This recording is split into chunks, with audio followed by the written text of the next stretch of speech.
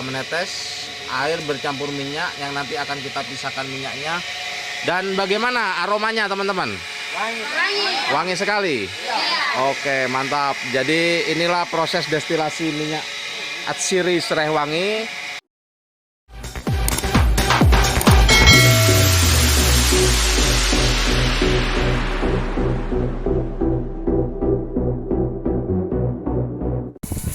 Assalamualaikum warahmatullahi wabarakatuh. Selamat siang, saya Sertu Eko Wahyudi, Babinsa Desa Sumberkolak, Ramil 05 Panamkan, Kodim 082 Situbondo. Saat ini saya bersama rekan saya ya, kebetulan ada di sebelah, Bapak Anang, yang berada di depan penyulingan Srehwangi. Dan kegiatan kami pada siang hari ini adalah memberikan materi praktek kepada peserta prakerin dari SMKN 1 Kodi Sumber Barat Daya NTT, yang mana ini adalah materi praktek tambahan dari kami di P4S Kebun Mandiri Situbondo untuk mereka, karena di tempat mereka banyak sekali tanaman Srehwangi yang selama ini masih belum bisa dimanfaatkan oleh masyarakat sekitar. Oleh karena itu kami memberikan materi ini untuk bekal mereka nanti. Semoga sesampainya di Kodi mereka bisa mengembangkan kegiatan ini untuk melakukan penyulingan Srehwangi di Kecamatan Kodi, Kabupaten Sumber Barat Daya NTT, yang mana minyak Atsiri Srehwangi ini mempunyai nilai jual yang sangat tinggi. Semoga ini bisa menambah perekonomian mereka dan masyarakat di Kodi, sehingga apa yang sudah tumbuh di Kecamatan Kodi bisa dimanfaatkan dengan baik, terutama tanaman Srehwangi. Tanaman Srehwangi yaitu Cymbopogon nardus berwarna ungu dan layak untuk disuling. Berikutnya adalah proses destilasi atau penyulingan, atau yang kita sebut dengan untuk mengambil minyak atsirinya. Caranya adalah beberapa kilo bahan Srehwangi mulai dari batang sampai daun paling atas kita masukkan ke dalam tong. Kita bisa suling semua. Tongnya yang ada di sebelah sana. Lah, jadi yang kemarin telah kita masukkan ke sana dengan dibawa diberi air. Inilah proses destilasi, atau kalau istilah bahasa rumahnya ini adalah pengkukusan, mengkukus. Proses selanjutnya adalah kita menangkap uap yang keluar dari tangki boiler. Kita tangkap menggunakan peralon besi itu untuk masuk ke daerah air yang artinya kondensasi. Kita kita mendinginkan secara cepat, artinya biar uap minyak tidak hilang, tidak kabur ikut udara. Makanya kita pendinginan secara cepat agar minyak yang ikut uap air ini tertangkap dan nanti terpisah ada di lubang pengeluaran di sana. Nah, ada di lubang pengeluaran sana. Fungsinya air adalah pendinginan secara cepat, karena kalau tidak didinginkan secara cepat, uap minyak ini akan hilang, akan istilahnya menguap ikut udara, karena titik didih minyak ini lebih rendah dari air. Hanya 80 derajat minyak sudah bisa hilang, bisa menguap di udara. Makanya dengan proses pendinginan cepat diharapkan pendinginan ini mampu membuat kurang lebih di 30 derajat suhu, sehingga minyak tidak sempat mendidih dan minyak tetap bisa tertangkap. Seperti itu prosesnya. Proses teknisnya adalah pemanasan tungku yang dimulai barusan ini sekitar 30 menit. Ini kurang lebih akan berjalan 1 jam sampai air di dalam tangki yang bawah itu mendidih. Setelah itu mengirimkan uap untuk mendorong partikel-partikel minyak yang ada di dalam Srehwangi tersebut. Nah, ketika terdorong masuk melalui pipa peralon, tertangkap di air di sini, didinginkan secara cepat, keluar langsung terpisah minyak dan air. Nanti kita bisa lihat hasilnya sekitar 2 jam dari tadi kita hidupkan api. Jadi kalau sekarang ini sudah pukul 12, mungkin setengah 2 baru kita bisa lihat tetes demi tetes air dan minyak yang menjatuh di sini, dan kita nanti akan pisahkan lagi minyak dan air yang khusus kita ambil minyaknya saja. Nah, dari prosentase tersebut yang biasa kita lakukan, kalau kemarin kurang lebih 70 dan daun serewangi kurang lebih 1% mendapatkan minyaknya. Jadi kurang lebih ada 0,7 kilo dari 70 kilo akan menghasilkan 0,7 kilo minyak.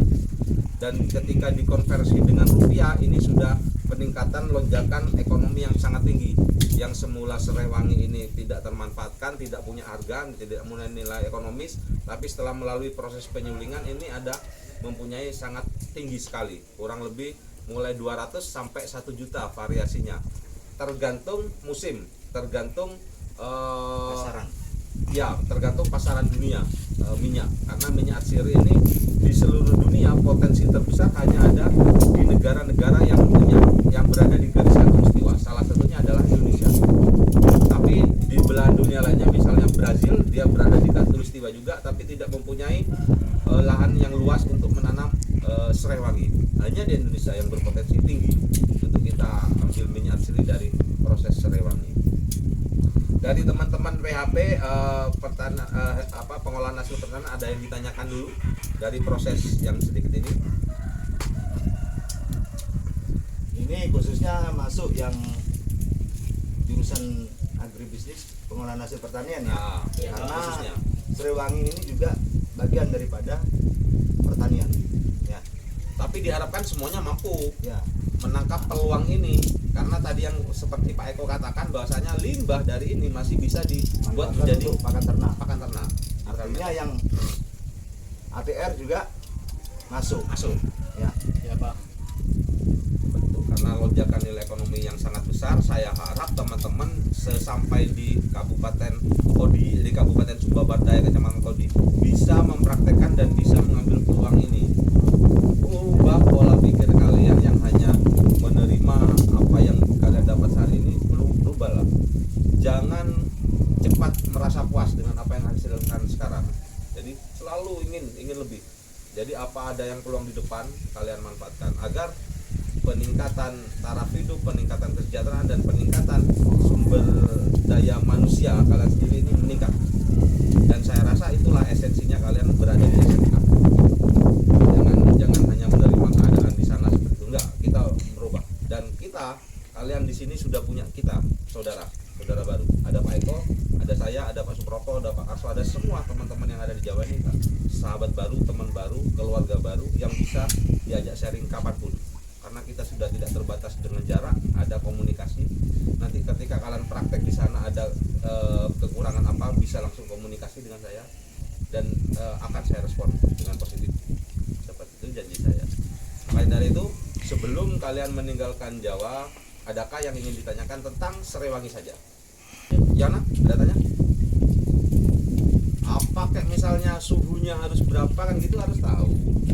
Terus airnya ini harus diganti enggak kan gitu. Entah sembarang. Apa setelah jadi serewangi minyaknya bisa diolah jadi apa lagi kan gitu. Ada yang ditanyakan enggak? Dan saya harap kalian mampu berbicara, tidak hanya mendengar. Yang di P4S ini mereka di jurusan agribisnis ternak ruminansia dan agribisnis pengolahan hasil pertanian. Dan untuk penyulingan serewangi ini bisa masuk dalam jurusan agribisnis pengolahan hasil pertanian. Karena apabila serewangi ini dibudidaya oleh masyarakat di sana dan bisa disuling menghasilkan minyak atsiri, itu bisa terbilang dari pengolahan hasil pertanian ya.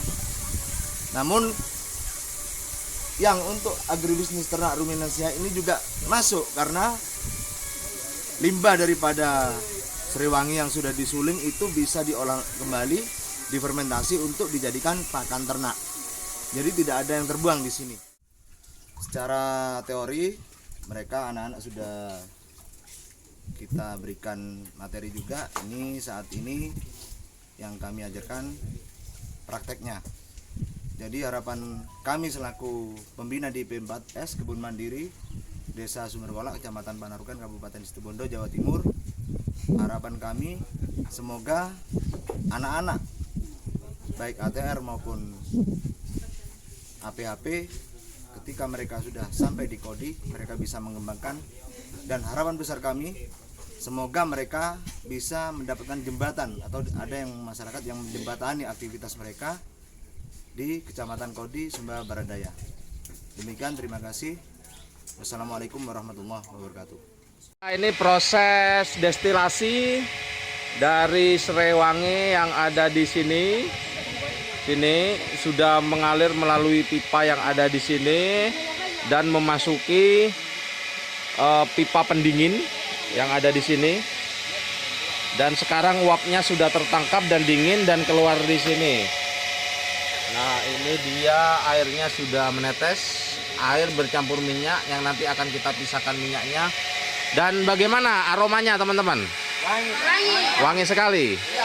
Oke, mantap. Jadi inilah proses destilasi minyak atsiri serai wangi. Saya harap ini bisa menjadi momen baru untuk mengembangkan ekonomi di daerah Kodi, Kabupaten Sumba Barat Daya. Masih bersama SMKN 1 Kodi yang sedang prakerin atau magang di P4S Kebun Mandiri Situbondo.